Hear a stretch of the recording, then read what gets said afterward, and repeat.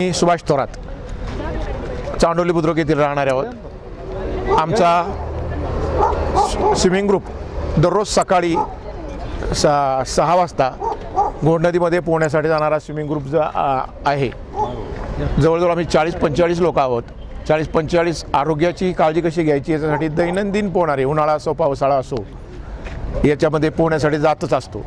आणि हे पोहण्याचा जी आमची सानिध्य ही आम्हाला संजू भाऊंपासून मिळालेली प्रेरणा।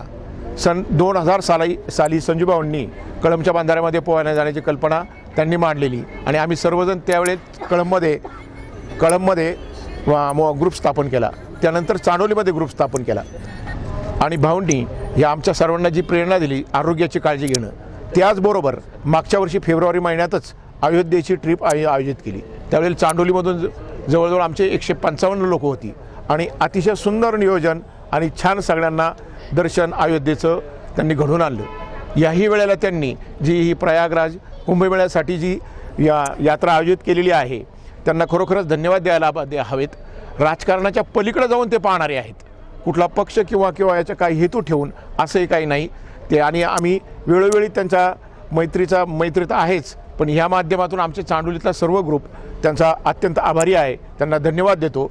आणि खरोखरच हे अतिशय पुण्याचं काम त्यांच्या हातून घडतंय,